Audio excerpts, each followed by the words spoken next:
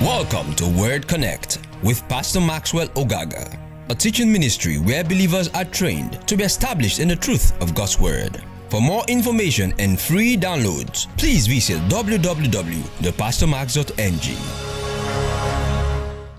Father, thank you because I'm anointed to teach. Thank you because your people are anointed to receive, and together our faith is built up in the knowledge of the person of Jesus.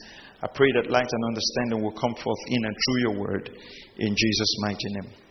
Now, many people have a concept about the future. Okay? So, when you talk to people, they always see the future like it's far.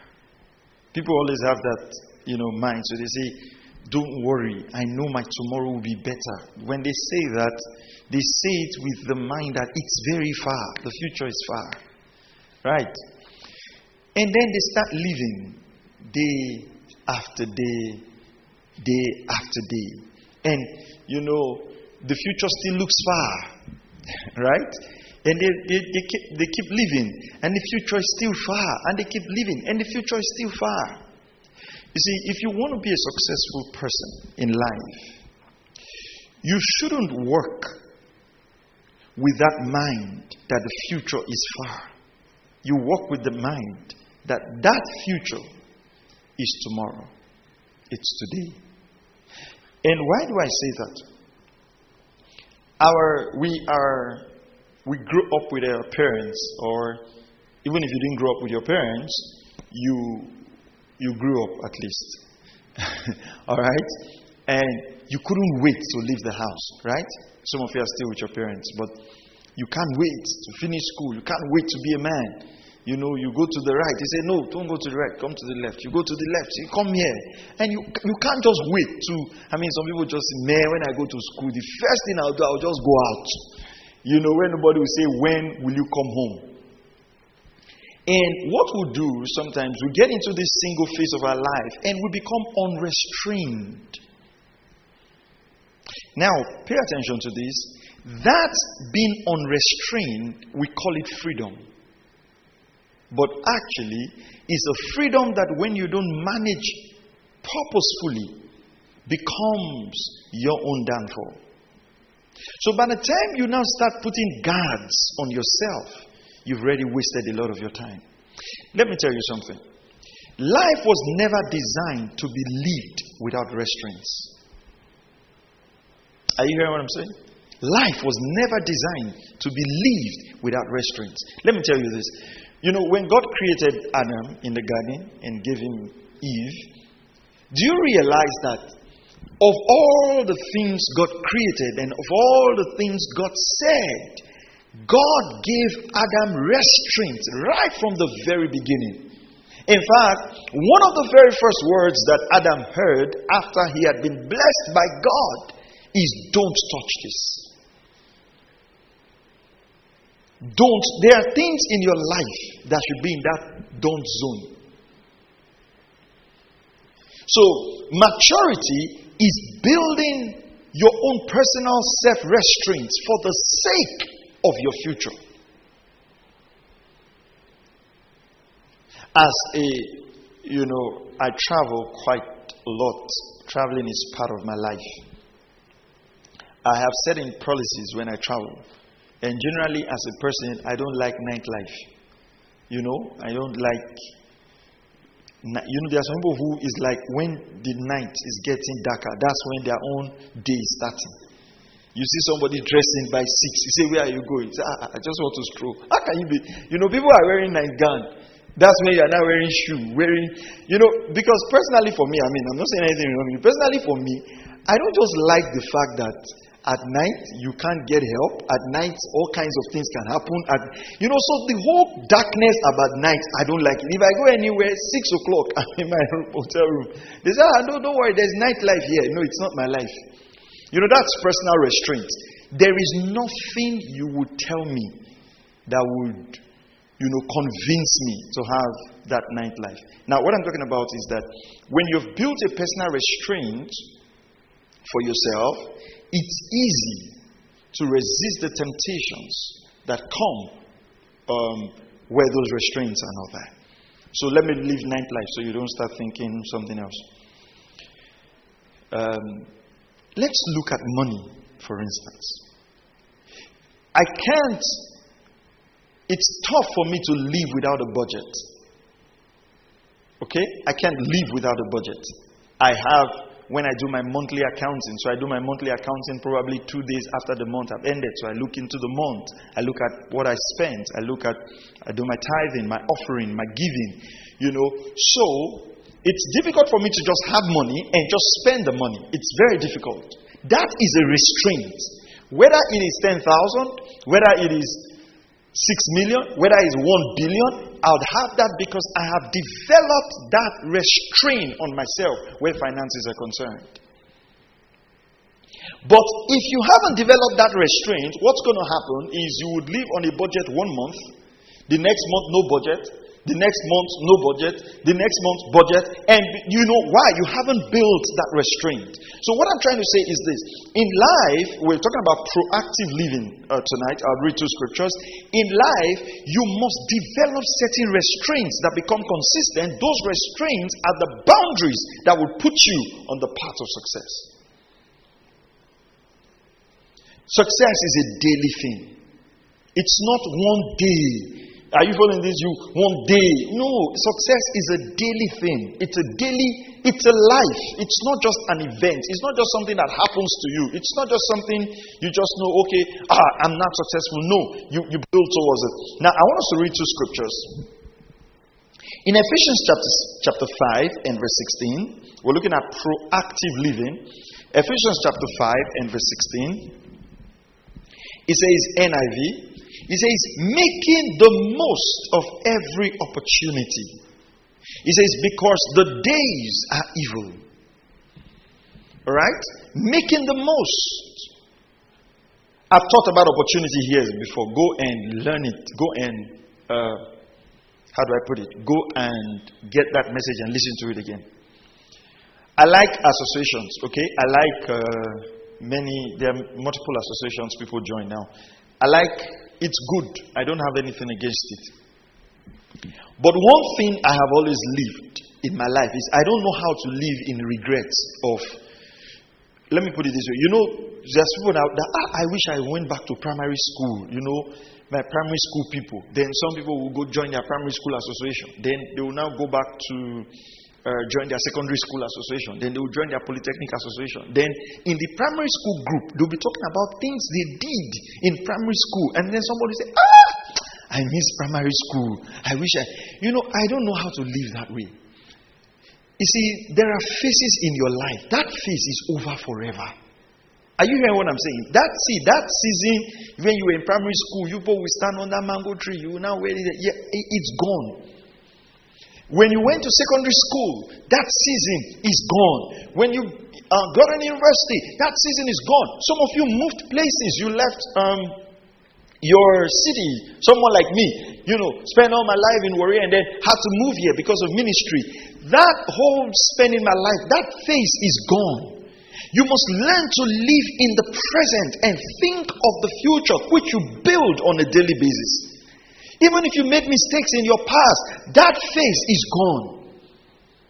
You see, if you want to be successful in life, you must always learn to put behind that which is past. Apostle Paul, he says, I press towards the mark. In fact, when I tell you about Apostle Paul today, you will not remember the man who killed Christians. What will you remember? Or you don't remember Apostle Paul? What will you remember? The apostle who wrote 2/3 of the New Testament. Why? Because the effort, listen carefully to this, the effort Apostle Paul put in his future was more than the one he put in his past. If you were diligent in attending parties, if you were diligent in evil before you were born again, put that diligence into righteousness. Are you hearing what I'm saying? Put that same strength. If you were very skillful in talking to girls before you were born again, convert that skill into evangelism. Let's know you for a serial soul winner. I've seen people who, in the destruction of their lives, were more diligent than in the building of their lives. Not you, but let's give an example of people who drank. See, when we were in the world, we used to keep bottles. They would save up and buy cartons of drinks to drink. Now they cannot save up and buy a book. That means they showed more diligence in destruction of life than in building of life.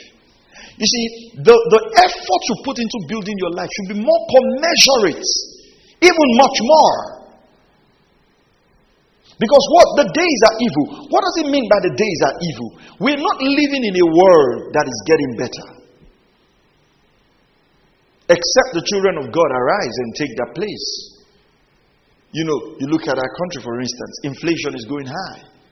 You look at the things that are going on, you just realize, you have to take advantage of certain things. You see, certain things that would have built your life that you did not buy yesterday, if you go and buy them now, they are more expensive. You know, some of you are planning next year, I'm going to buy this shoe next year. I'm going to buy this shoe next year. And inflation came. They told you the price of the shoe. Just realize I'd rather use slippers. So you must learn to make the most of opportunity. NLT says, make the most of every opportunity in these evil days. The AST say, make the best use of the time because the days are evil. So, when we talk about proactive living, we're talking about living your life in such a way that you make best use of your time.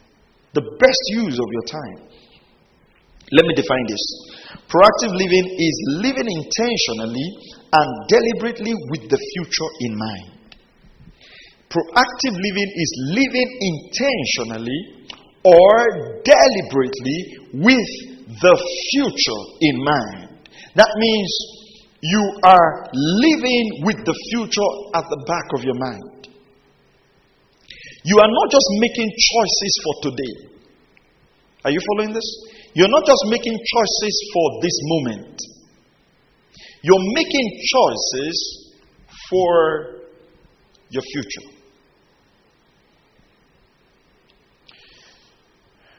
You're deliberate. You see, many of the things today that are important to us will not be important to us tomorrow. Yeah. The things that were important to you 2 years ago, are they still important to you today? Most likely no. That's the truth. As singles, what is important? You know, in our lives sometimes, relationships come a big deal. Yeah. Relationships come a big deal. So you realize that most times we spend our single life pursuing relationships. And then we finally get into the relationships. Right? I think Aja just got married, okay? You see that the value system has changed, Abby? Right? Am I right? I can't wait to have her. I can't wait to have her. I can't wait to have her. Now she's here. Right? Then when you start making decisions, you now be making decisions with, we'll soon have a child. So you realize that, again, that has factored into your life. Once the child comes in, the child's education comes into, you know that when you're talking about relationships, sometimes those things don't cross your mind. Your mind just feels that, I just have somebody. When it's raining, we'll just cuddle, we'll cover ourselves with people, we'll not go anywhere, forget singles meeting, we'll collect the tape, we'll download. You know, that's all you are seeing. And then you get in, and you now realize that with that decision, there are many decisions tied to it. The child's education now becomes part of that decision, right? Then, when it even comes to the child's education, you will now have options. You can now choose to either go to a school where there are no windows, or you go to a school where there are windows but it's broken, or you now go to a school where there's air conditioning, and then the school fees is more than your salary in 6 months. You understand that? And that now becomes a factor. So you realize that constantly in life, there would be decisions to be made. Now, this is where you need to get it. Every decision you make today should be factored based on your future. So, I'll give you an example. If I have an opportunity to take a course today to become better today, will that help me tomorrow? Absolutely. So what do? I discipline myself to take that course. and I don't choose to do something else with that money and disempower my life in the future. You know, today sometimes people look at me and say, oh, Pastor, you work hard, you read. You know, very funny. Myself and Sister Mary were reading a book before I came. So I was reading after church. We're reading one of the books we needed to review. So I do speed reading, so I read fast. So we were reading, she mentioned something. So I was before her. She had read to a particular page, so I was before her. So I read. So in like few minutes, I caught up. So I said what she was saying. She was like, "Oh, are you here now?" I said, "Yes." So she was like, "No, you are reading too fast." So she thought I didn't pay attention. So she said, "Okay, tell me what was in the chapter before. Tell me what was in the." So I told her everything that was in page. So I said, "Okay." So I was reading again. So I made mention of something. So you have gone ahead. I said, "Okay, wait for me. Let me." So I waited, and then she read up to a point. Then I started reading again, and then I passed her. But all of those things were developed when I was younger. Because, for instance, as a leader, you cannot be reading the same number of books that the people you're leading is following. Right? So that means you have to be able to read faster and comprehend more so you can be ahead. Are you following what I'm saying now? So every decision you make should be factored based on your future. Today, I spend a lot of time to teach you people about budgeting your finances. You will realize that there are many matured people that cannot tell you what they spend their money on. They just, this money just vanished. No, it doesn't happen like that. So, for instance, personally, I know that for me to be able to cover all the materials I require, I have to learn speed reading. So, speed reading is not just that you finish the book, it's that you read quickly and you're able to comprehend at least 80% of the materials you've read. Those are little things that can enhance your future. Look at this. There is difference between proactive living and reactive living.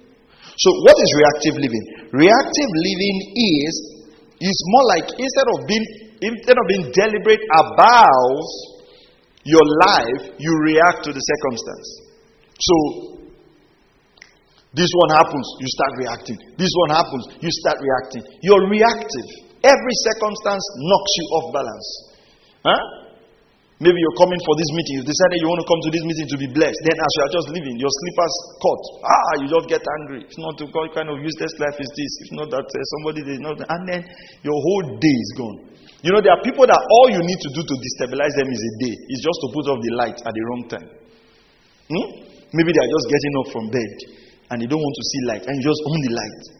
And light just shines on their eye. That whole day is destroyed. It can take something as little as that.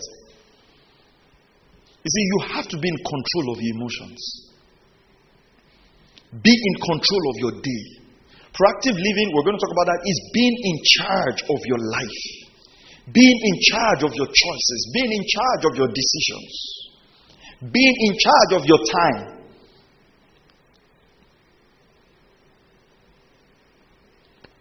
You know, what do you want to do with your time? That's what proactive living means. Let me read another thing for you. Proactive living says, reactive living, says, one day I'm going to start doing that. Sometime soon I'm going to stop this. I want to, but I can't. I wish I could do something like that. You see, this is unintentional living, which is going through life without a plan. Letting life happen to you and not taking control of your situation. You go through life without a plan. You let life happen to you. You see, there is none of us that haven't had very funny experiences. You know, sometimes when people see us, they just feel, these guys have always had it good in life. You know, I wrote something. Some of you saw it on my social media page. A book I'm working on, Help, I'm a Pastor's Kid. The Trials, Triumph, and Travails of a Pastor's Child. So, one guy we grew up saw the book. We grew up together. Saw the thing I wrote about the book. So he inboxed me. He was like, are you going to tell them about that, your trouser? And I had completely forgotten. And you know, funny enough, you know, that period in our life, I had only one trouser. Okay? I had only one trouser. And then I had another color of shoe. Another color of trouser. So there was nothing I wore that would match. Nothing. Because the trouser and the shoe were already different colors. So anything I wear was third color on it. And I had that for a long time. You know, and I'll talk about that.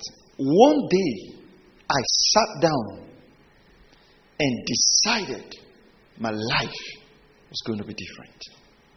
That day, I made the choice that if I found something that would help my life, I'll commit to it. That was the last time I needed motivation to do anything that would build my life. Whether to read, to pray, to study, to give, to make choices, that was the last time. Because I realized that ultimately, your life is up to you. Your parents would have made their mistake. Your siblings would have made their mistake. Are you following what I'm saying? Everybody around you would have made their mistake. But at the end of the day, sir, it's up to you. People can give you all the opportunities in this world. But if you don't make the most of it, there are people with more opportunities that are failed. Have you seen some people who grew up in some homes and you're just telling yourself that, man, if it was my father that I had laptop, by now I'll be coding. You know, I used to think that way, but I don't think that way anymore. You know why?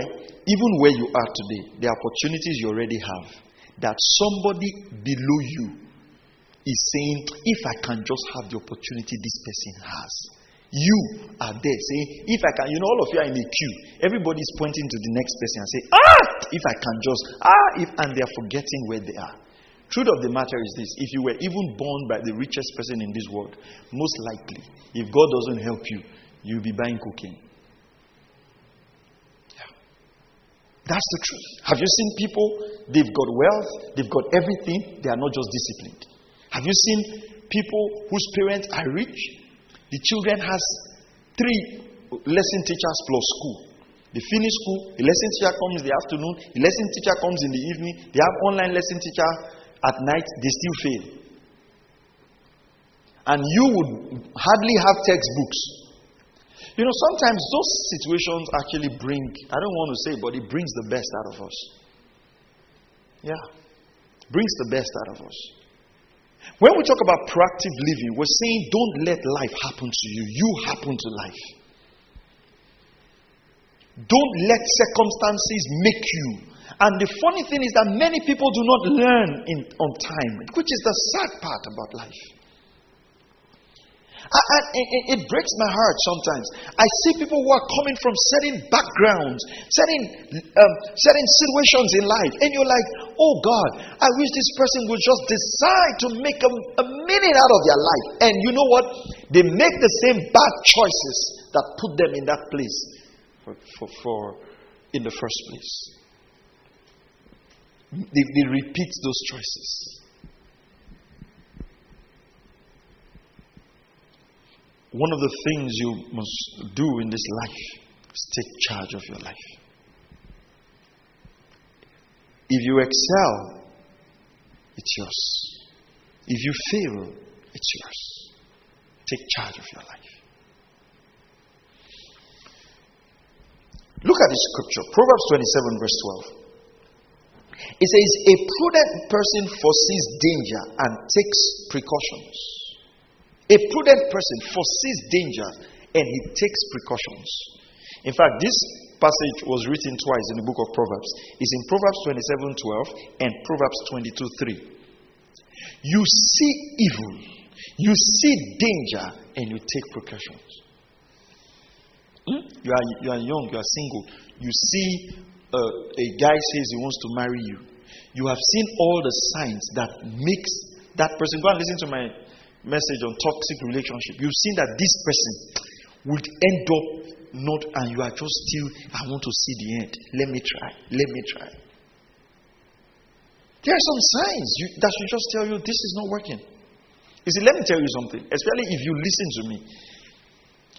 At this level, I don't expect any of you to be going into relationships with trial and error. You should just know somebody who is serious. You should know who you can marry. At this stage, you should be able to know, I can marry so and so person. I cannot marry this person. It's easy to just plot that graph. There are certain things you just know this won't work. This one will work. You just know. And you are not living your life waiting for that man to come and carry you somewhere. You are enjoying your life and purposely living your life until that time you choose to get married or whatever, and then you get married. You're not putting your life on hold for relationship to start. Because sometimes we live for that. So you are young and you now have many X, as if a time will come in your life when they will say the more X you have, the more throne God will give to you. This one is 6 months. We don't gel. And then you are everywhere. Emotions are scattered. You know, your 14th ex have just sent you a text message. Is making you angry. That anger now is not reflecting on the one you're in a relationship with. You take yourself from that. The other one, you saw his face, his picture with another girl. You are now hot that after he has left you, he's going to studio. And when you people were together, you never went to studio. I mean, you just make your life is already difficult. Why are you like this? I don't know why people. Life is already difficult. Why make it hard on yourself? Why make it difficult? Why make it complex? There are people you should never consider. Are you hearing what I'm saying? You see, there are things at this stage you should never consider. There are things that should not even cross your mind.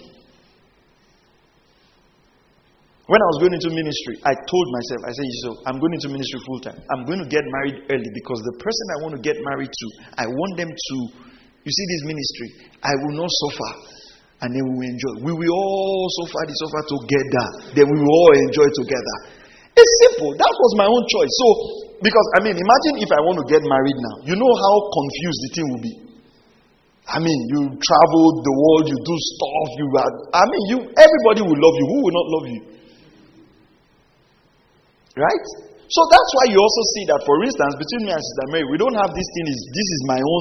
Sometimes I find it difficult when husbands say, this is my husband, so we don't have that. We don't run a joint account, but our money is the same. We don't, the only joint account we have is our giving account. But our money is the same. Because we all just stay grateful because God has blessed us from where we started. Are you following what I'm saying? I'm not saying you have to make that decision. What I'm just trying to say is that you have to own your life and you know the choices that you are making that will work for you. So it's not experiment. That means you have to do a lot of thinking. We will get there. What do you really want out of life? Even when you finally get married, what do you want out of marriage? Is it just children? There are people who, by the time they get married, they have children. What now becomes a problem is that they don't have a girl child. Their original intention is 2 children. First one boy, first one, second one boy, third one boy, fourth one boy, fifth one boy, sixth one girl. You now realize that because they want a girl child, they now have 4 children that in the original plan, she's not there. And you don't know that 4 children will come with 4 different things, 4 different character, 4 different demands, 4 different levels of school fees. Are you hearing? 4 different challenges. So you have to set your standard. We know you've been blessed by this telecast. To become a partner, please call +234 805 888 7575. Pastor Maxwell's messages are available in over a dozen books and 1,000 audio and video format. To purchase this title and other titles by Pastor Maxwell Ogaga, please call +234 805 888 7575. Also available are free downloads from www.pastormax.ng. God bless you.